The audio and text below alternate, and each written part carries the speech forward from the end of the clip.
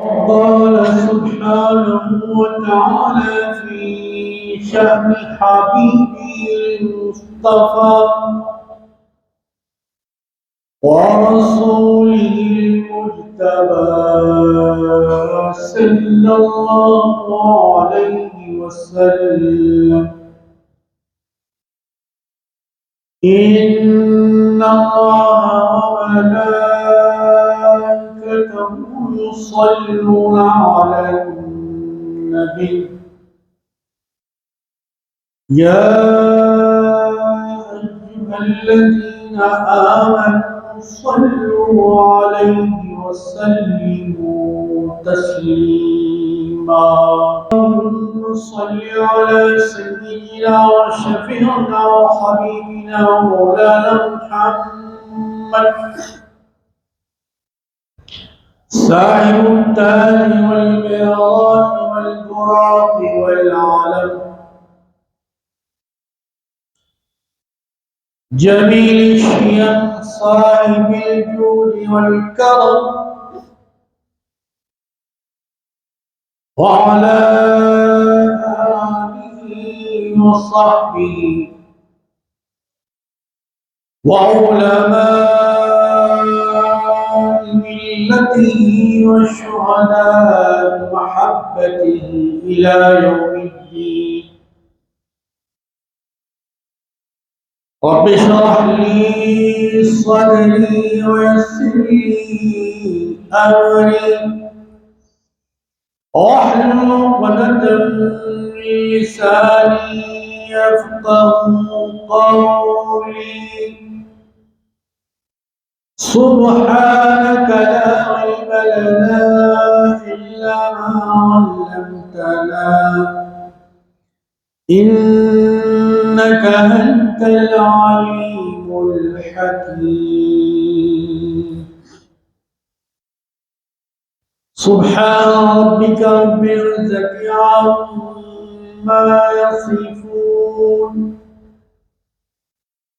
وسلام على المرسلين والحمد لله رب العالمين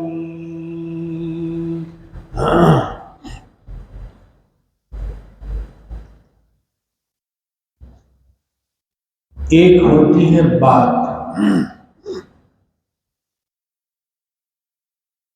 ایک ہوتا ہے اس بات کو کہنا، پڑھنا، قراءت کرنا۔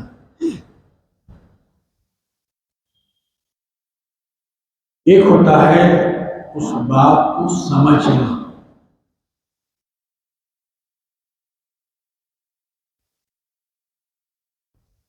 بات کا کہنا بھی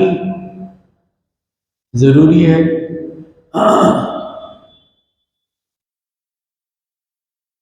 کسی بات کا تحریر میں پڑھنا یہ بھی ضروری ہے۔ ان دونوں سے زیادہ ضروری اس بات کا سمجھنا۔ سمجھنے کے بعد اس بات پر اگر وہ عمل کرنے کی ہے تو اس پر عمل کرنا۔ باتیں تو آپ ہزار کہتے رہیں گے لیکن ہر بات عمل کی نہیں ہوتی۔ اس میں کچھ باتیں ہوتی ہیں جو عمل کرنے کی ہوتی ہیں۔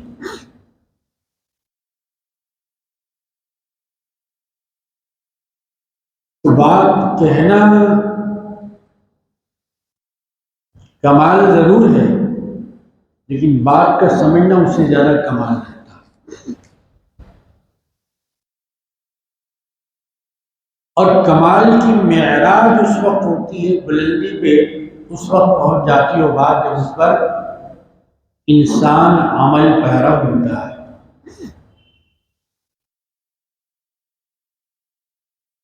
اس دنیا میں بات کرنے کے لیے، باتوں کو سمجھانے کے لیے، باتوں پر عمل کروانے کے لیے قدرت نے خاص افراد اور خاص اشخاص کو پیدا کیا، جو اللہ کی طرف سے خاص علم پڑھ کر سمجھ کر سمجھانے کے لیے اس دنیا میں تشریف لاتے ہیں۔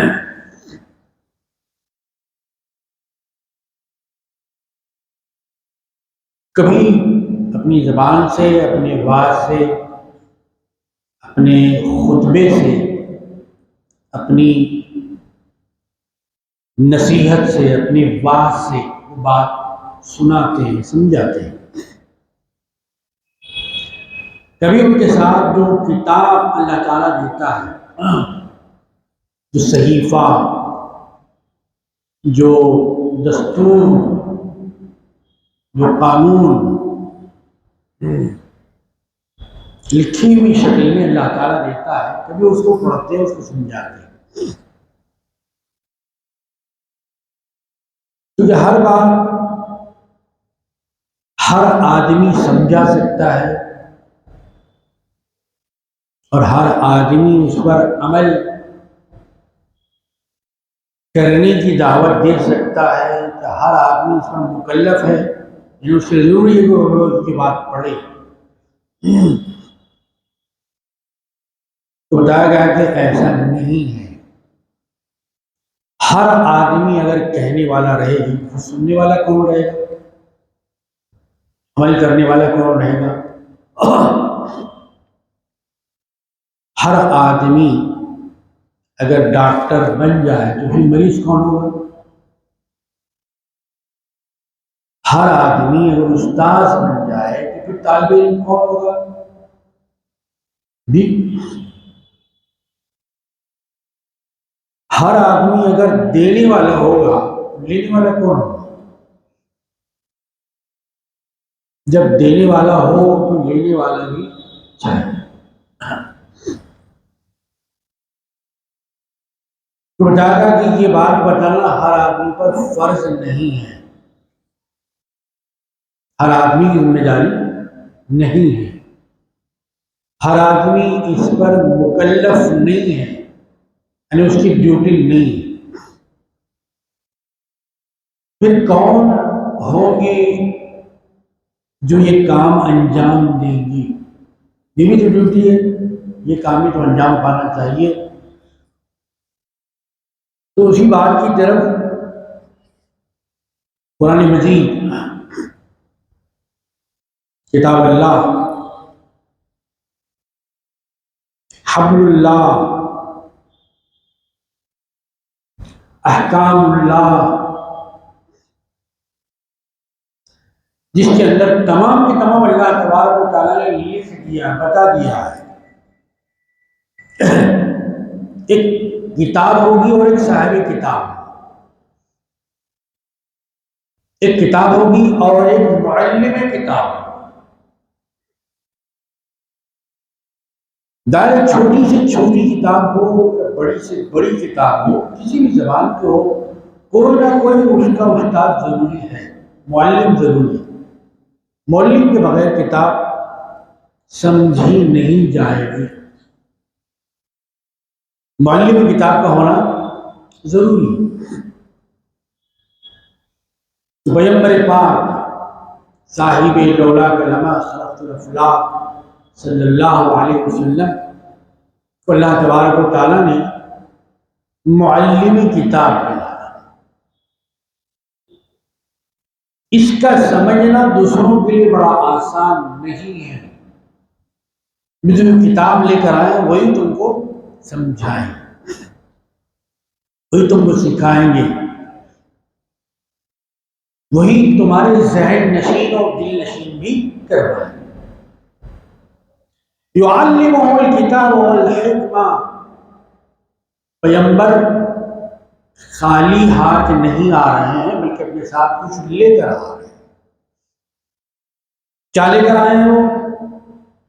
کتاب کی تعلیم اور اس کے ساتھ ساتھ حکمت، کام کی باتوں کی تعلیم۔ بیکار باتیں اسلام میں نہیں ہے، اسلام بیکار باتوں کا مطلب نہیں ہے۔ حکمت کو جو لفظ ہے بہت بڑے معانی کو گھیرا ہوا ہے۔ اسلام کام کی باتوں پر یقین رکھتا ہے، کام کے لوگ ہو، بیکار لوگ نہ ہو، بیکاری کو قطعاً اسلام نے پسند نہیں کیا۔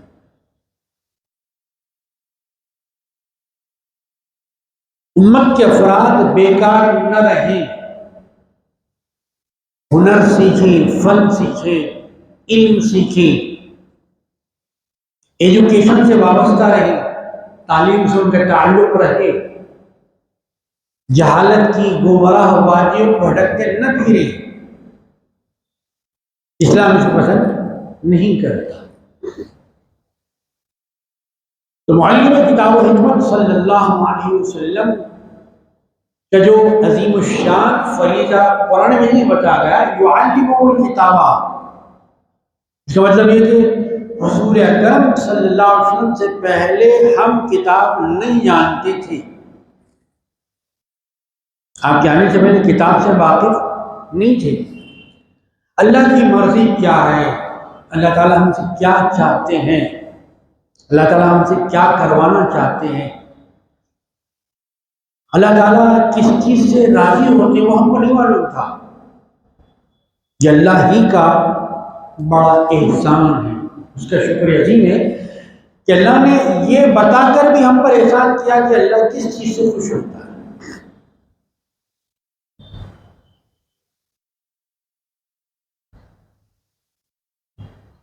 تو یہ بہت بڑی بات ہے۔ مرضیات خدا بندی کو معلوم کرنا ایک مومن کے لیے بڑا ضروری ہے، جیسے تاجر کے لیے تجارت کے اصول سیکھنا ضروری ہے۔ ایک وکیل صاحب بغیر پریکٹس کے وکالت LLB LLM کوئی بھی ڈگری ان کے پاس ہونی چاہیے، تبھی اس میدان میں قدم رکھ سکتے ہیں، تبھی وہ کیسز لڑ سکتے ہیں۔ ڈاکٹر ہو تو کم از کم MBBS کی ڈگری چاہیے، اس کے بعد علاج کرنے نہیں بیٹھے گا تو معاملہ خطرے میں پڑ جائے گا۔ کسی بھی میدان، کسی بھی فیلڈ میں قدم رکھنے کے لیے اس فیلڈ کی معلومات بڑی ضروری ہیں۔ تو معلم کتاب و حکمت صلی اللہ علیہ وسلم کتاب سکھا رہے ہیں، وہ آپ دنیا میں انسانوں کو سکھانے کے لیے آئے ہیں، کچھ سیکھنے کے لیے نہیں آئے۔ سیکھنے والے تو ہم ہیں، ان پڑھ تو ہم ہیں، جاہل تو ہم ہیں۔ ہمارا سینہ علم سے، علم کی حقیقتوں سے خالی تھا، ہم بالکل پورے کاغذ تھے، بلیک پیپر، بالکل سادہ، کچھ بھی لکھا ہوا نہیں معلوم کہ اس میں کیا لکھا جانا چاہیے، اچھا لکھا جانا چاہیے، برا لکھا جانا چاہیے، حلال لکھا جانا چاہیے، حرام لکھا جانا چاہیے، جائز لکھا جانا چاہیے، ناجائز لکھا جانا چاہیے، خیر لکھا جانا چاہیے، شر لکھا جانا چاہیے، جنت کے اعمال اس پرچی پر لکھے جائیں یا جہنم کے اعمال اس پر لکھے جائیں، ان کو نہیں معلوم تھا۔ بتایا کس نے؟ یعلمہ الکتاب والحکمہ۔ تو کتاب الہی جب سکھائی جا رہی ہے تو وہاں کوئی سیکھنے والا بھی چاہیے۔ تو معلم تو دیواروں کو تو نہیں سکھائے گا، معلم جا کے سمندروں کے موجوں کے سامنے سبق پڑھتے ہوئے نہیں پڑھے گا، معلم جا کے پہاڑوں کو نہیں سمجھائے گا نا۔ معلم بھی آدمی اور بشر ہو، متعلم بھی آدمی اور بشر ہو، انسانی خاندان سے اس کا تعلق ہو، سماعت رکھتا ہو، بصارت رکھتا ہو، سننے اور سمجھنے کی صلاحیت رکھتا ہو، بھی دل اور دماغ رکھتا ہو۔ اس کے ساتھ ساتھ جو ہستی پڑھانے کے لیے آ رہی ہے اپنے استاد کے مقام سے بھی آگاہ ہو، کہ پڑھانے والا میرے برابر کا نہیں ہے، میں اس کے برابر کا نہیں ہوں، بلکہ یہ مجھ سے اونچا ہے. اپنے برابر کا سمجھے گا، اپنی جیسا سمجھے گا تو علم کا فیض نہیں اٹھائے. یہ بڑی اہم بات. اپنے سے بلند تر سمجھے سکھانے والے کو، اپنے سے اعلیٰ، اپنے سے بالا، اپنے سے زیادہ استطاعت والا، اپنے سے زیادہ صبر و قناعت والا سمجھے تو وہی استاد ہوگا. استاد کا درجہ، استاد کا مقام جتنا مذہب اسلام نے بتایا ہے شاید ہی کسی مذہب میں بتایا ہے. پیغمبر کا سب سے بڑا تعارف ہی وہ پیغمبر ہے، اللہ کی چنندہ ہے، بندوں کو بنائے ہوئے نہیں ہے. بندوں کے بنائے ہوئے چنے ہوئے کو پیغمبر نہیں کہا جاتا، بندوں کے چنے ہوئے کو لیڈر کہا جاتا ہے. اللہ کے چنے ہوئے کو پیغمبر کہا جاتا ہے. تو پیغمبر سیکھنے والے سے اعلیٰ اور بلند ہوتے ہیں، سیکھے ہوئے ہوتے ہیں، معلوم ہوتا ہے. وہ کسی انسان سے نہیں پڑھتے، اللہ تعالیٰ کو پڑھاتا ہے. وہ اللہ تعالیٰ سے سیکھے ہوئے ہوتے ہیں.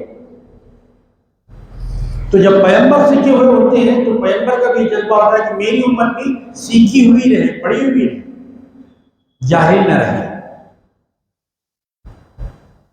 تو پڑھنا امتیوں کا کمال ہے، سیکھنا، سمجھنا، اس بات کو آگے بڑھانا، فارورڈ کرنا، جی دوسروں کے بات پیش کرنا، یہ بہت بڑا منصب ہے. ہر آدمی تو معلم نہیں بن سکتا، لیکچرر نہیں بن سکتا، پروفیسر نہیں بن سکتا، پرنسپل، چانسلر، وائس چانسلر نہیں بن سکتا.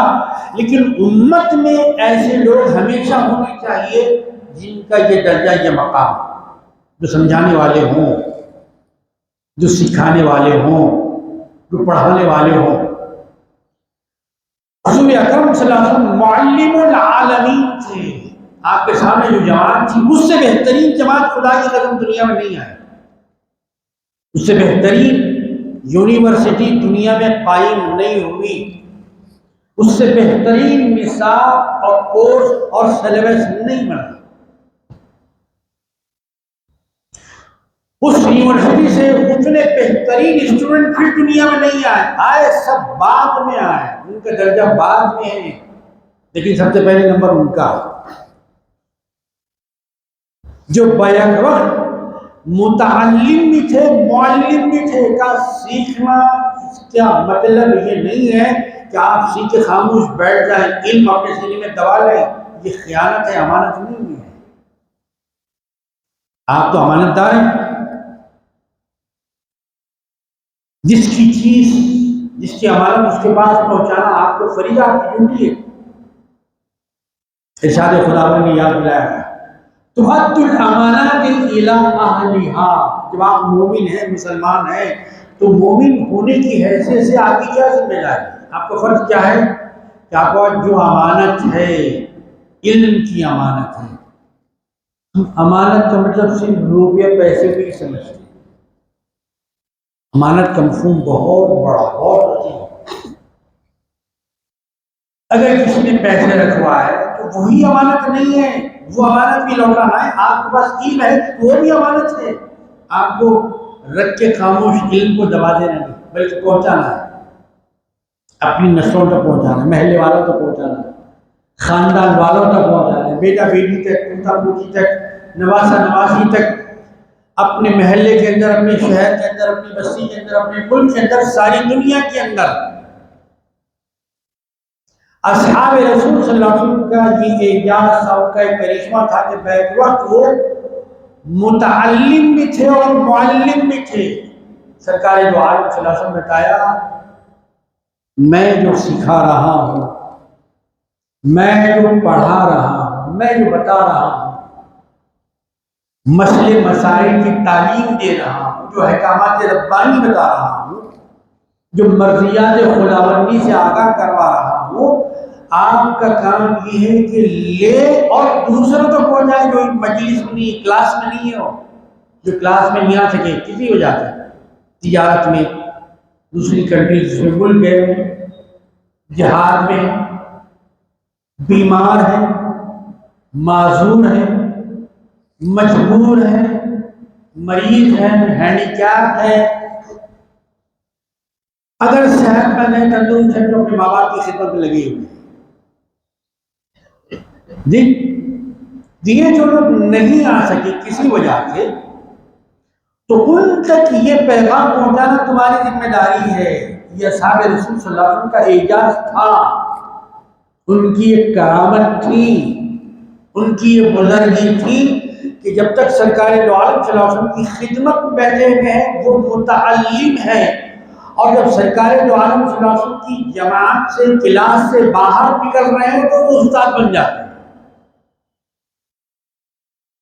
دو رخ، بیک وقت متعلم سیکھنے والے بھی ہیں، وہاں سے باہر نکلتے ہی سکھانے والے ہیں۔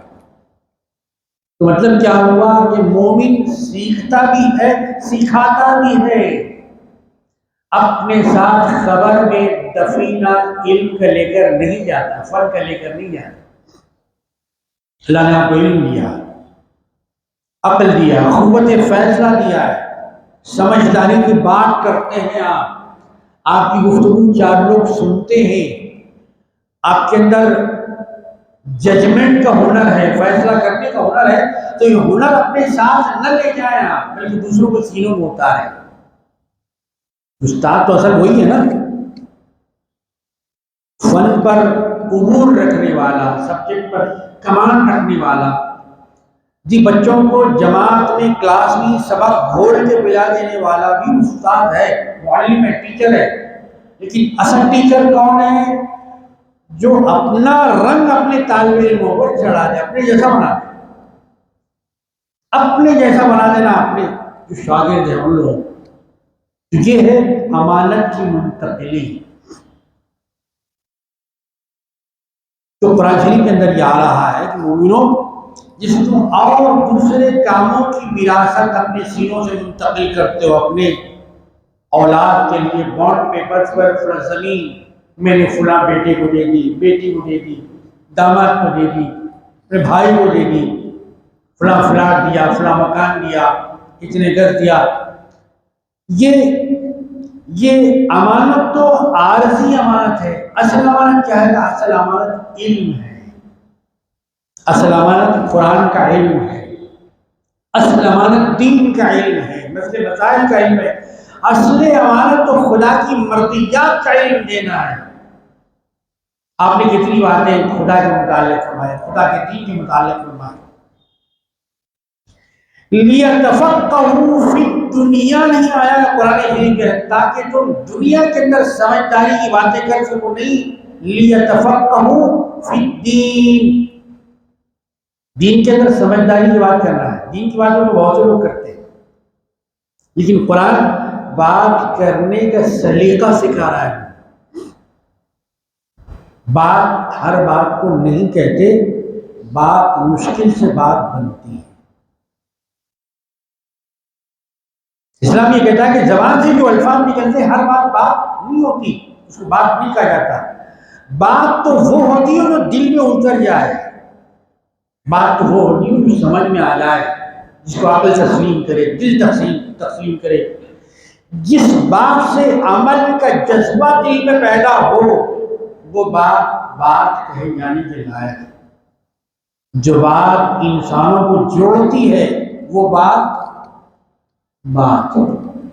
وہ بات جو دلوں میں الفت کا نور پیدا کرتی ہے وہ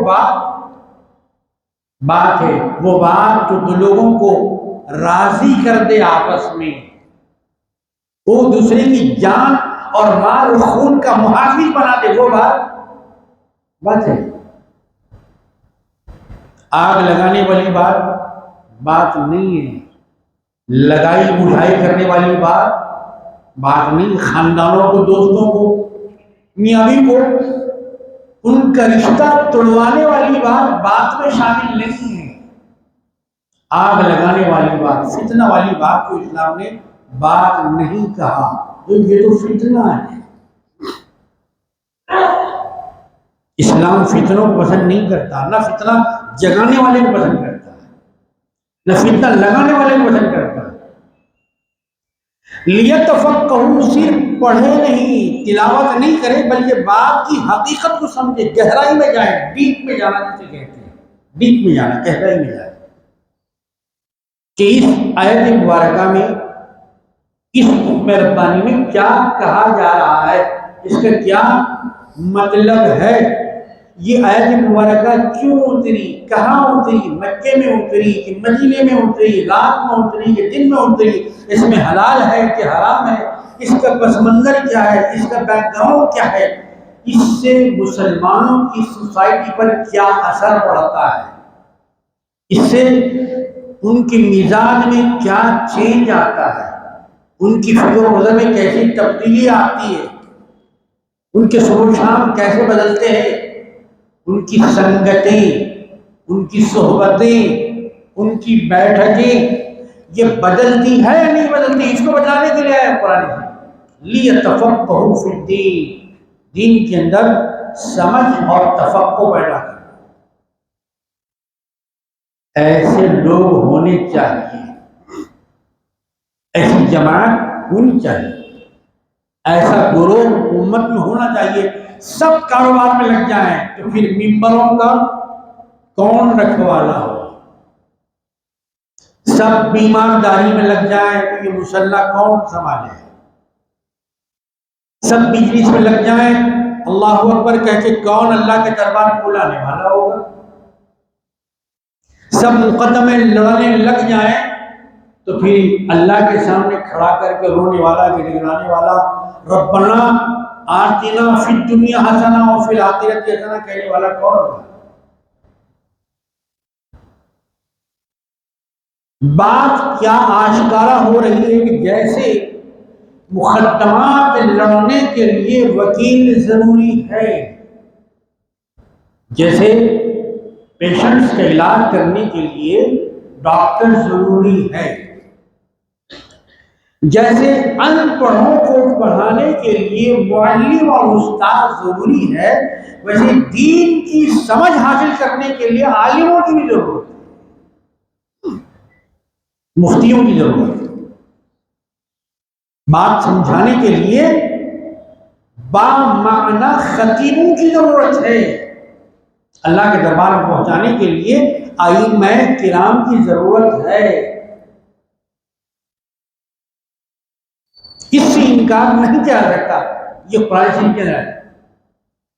تم میں سے ایک جماعت ہو اس بات کے لیے تیار ہو جائے، ماں باپ کو چاہیے کہ اپنے بچوں میں سے کسی کو تیار کرے کہ وہ اس جماعت کا حصہ بنے، جی اپنے خاندان میں سے کسی کو تیار کرے کہ بیٹا تم کو یہ کام کرنا ہے، تمہارے اوپر یہ ذمہ داری ہے،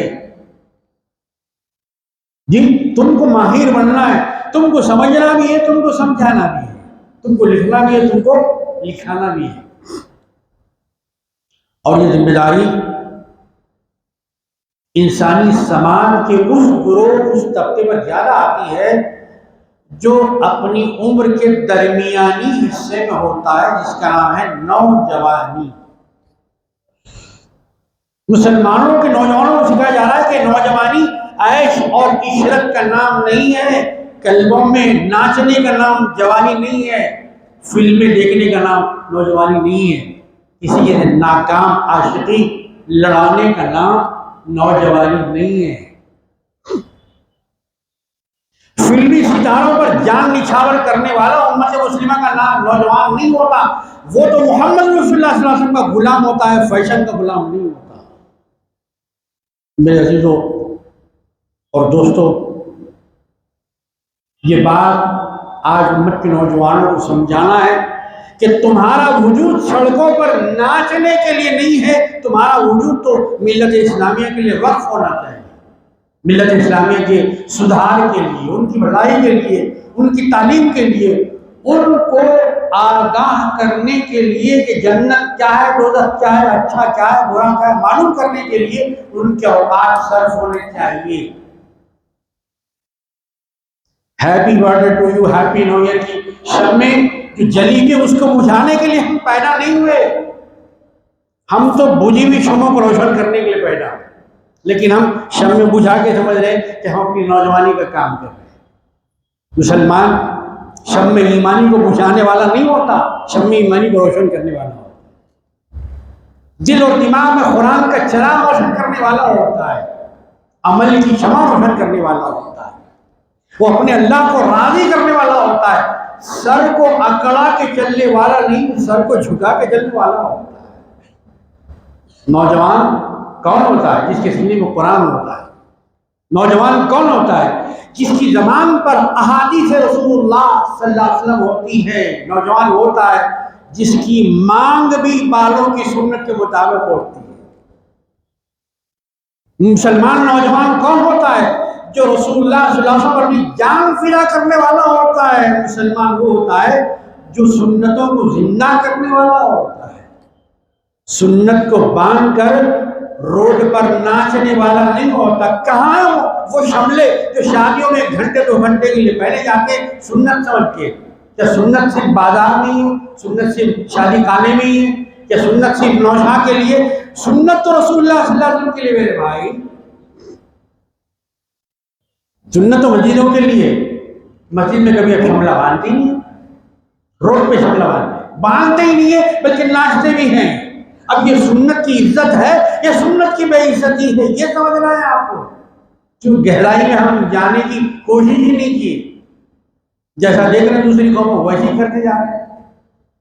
دوسروں کی نقالی کرنے کے لیے نوجوان نہیں ہے دنیا میں، وہ تو سنت مصطفیٰ کی نقل کرتا ہے، سنت صحابہ پر چلنے والا نوجوان مسلمان ہوتا ہے، سنت اہل بیت پر عمل کرنے والا، سنت غوث اعظم رضی اللہ عنہ پر عمل کرنے والا، سنت خواجگان خواجہ غریب نواز رحمۃ اللہ علیہ پر عمل کرنے والا ہوتا ہے، بزرگان دین کے راستوں پر چلنے والا ہوتا ہے۔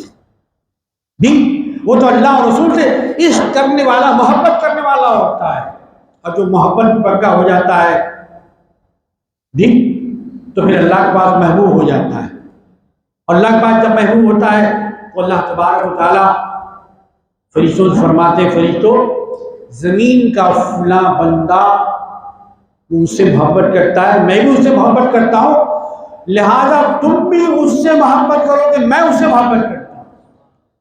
محبت خداوندی کے ساتھ محبت ملائکہ بھی آپ کو حاصل ہو رہی ہے، کیونکہ آپ وہ کام انجام دے رہے ہیں جو اللہ تبارک و تعالیٰ چاہتا ہے۔